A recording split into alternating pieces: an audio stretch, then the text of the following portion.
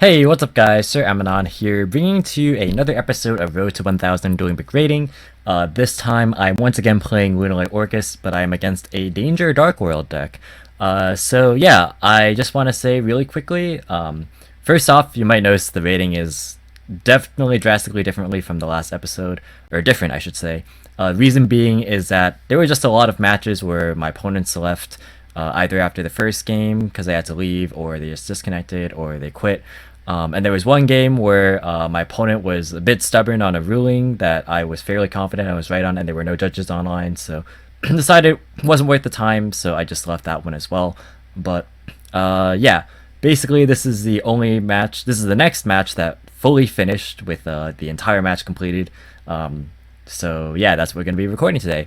Also, I just hit 1,000 subscribers, so I'm really happy about that, and thank you guys once again for that. I hit it just yesterday, and it actually happened live on stream. If you guys want to catch my streams, I actually do stream on Twitch TV. The link is in the description. And also, I will be doing a Q&A video to celebrate the 1,000 subscriber mark. So if you would like to ask me any questions about either Yu-Gi-Oh! Or otherwise, just anything at all, feel free to leave your questions either in the comment section down below, or you can follow me on Twitter or join my Discord server. Both of those links are also in the description, and I have separate inquiry pages and basically spots for those so you can answer or ask those questions as well. But without further ado, let's just go ahead and get right into this match here.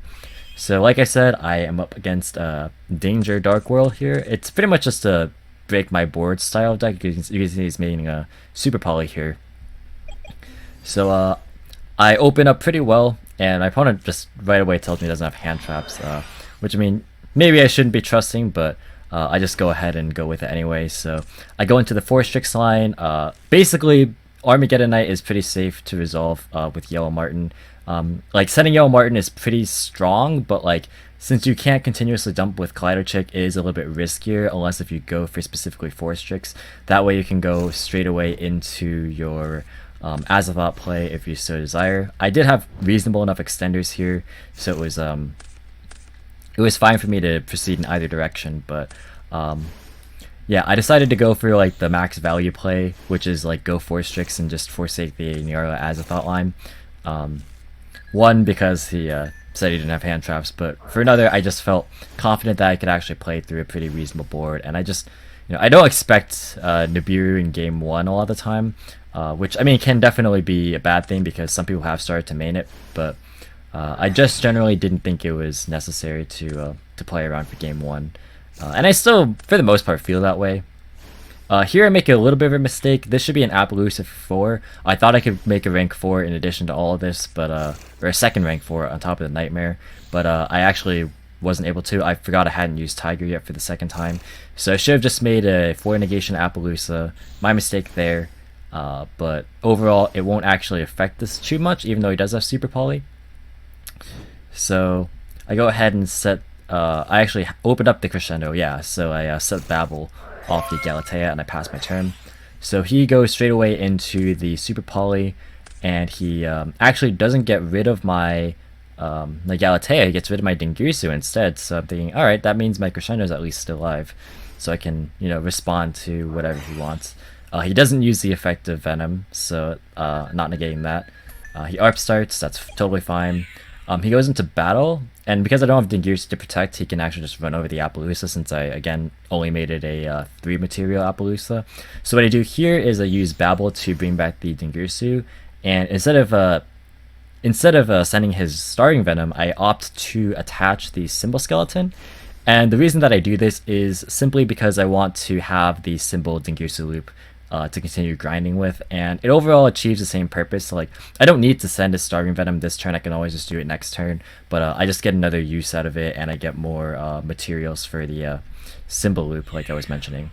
He actually just goes ahead and attacks into Galatea with the replay, since obviously a new monster entered the field between battle and the damage step, so I just take the damage. She can't be destroyed, and he doesn't have any other plays. He opts not to use his Thunderbird. So I'm thinking, okay, this is fine. He also doesn't use his tour guide either. Of course, I do have Appaloosa, but I mean, he just opts not to do anything there. So I just go ahead and we're just chilling here. I go ahead and use or make Boro Sword with the materials on board, and like I said, I was able to use Symbol to target Tengusu, and as soon as I declared I was doing it, he ended up scooping there. So pretty good game one for me overall. I would say it was just a matter of me comboing, and even with the Super Poly, he wasn't able to crack my board, and we won off the back of that. So he decides to go first in game two. Not too surprising. He uses Allure of Darkness to banish a Beige, which is just a free summon. He sets his Super Poly and his Trap Trick before using the Thunderbird, and I hit one of the two Snows that is in his hand. So he goes ahead and draws Grapha and uses Snow to add a Dark World Dealings. He actually pitches his Snow before drawing. You're supposed to draw first, actually, but I don't think he would want to pitch his Super Poly anyway. I go ahead and get the Harp out of my hand. I mean, I have a lot of good things I could put into the grave anyway, so Dark World Dealings is very nice for me. He forgets to use his Snow here, but he declares it on my turn. I'm like, okay, that's fine. Again, I'm Dueling Book. I don't tend to like Shrug or whatever. You know, if he wants to add it, that's totally okay with me.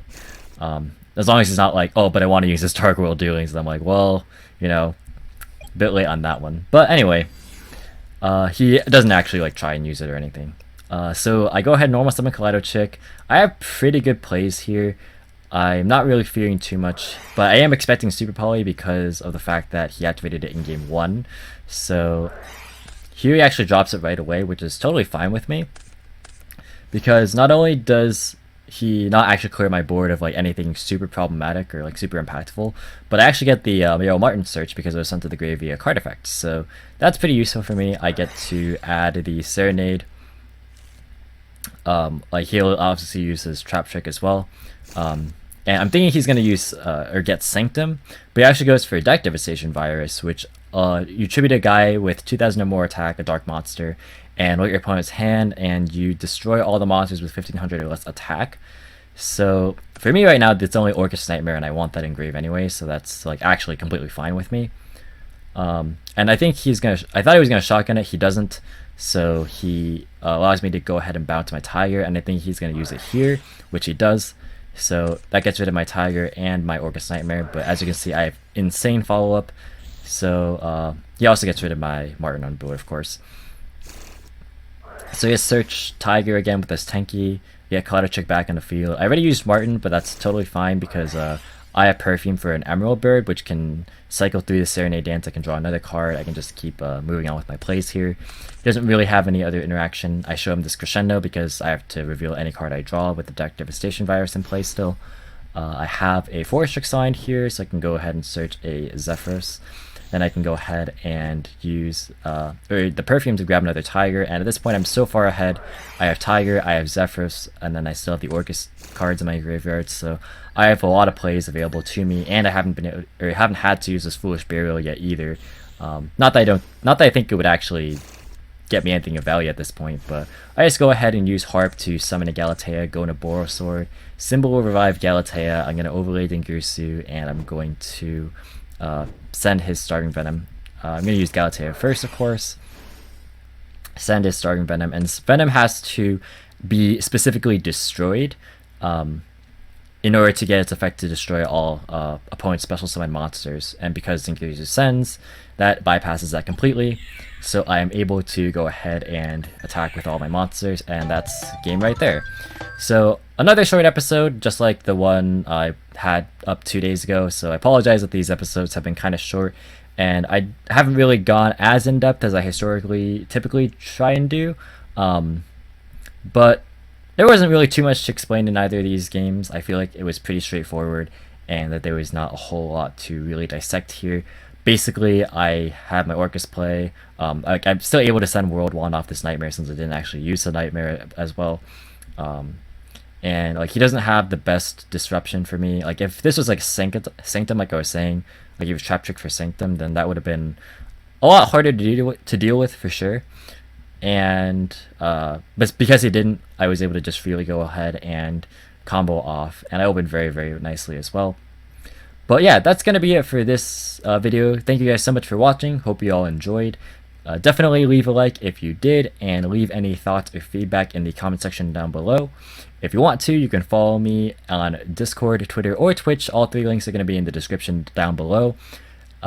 Be sure as well to subscribe to the channel if you want to see more styles of videos similar to this one. I know this one wasn't as analytical as I typically go, but I felt like, again, it was a pretty straightforward matchup, and like I had a lot of resources left, but I just, decided to take the path of least resistance and do what I need to do anyway.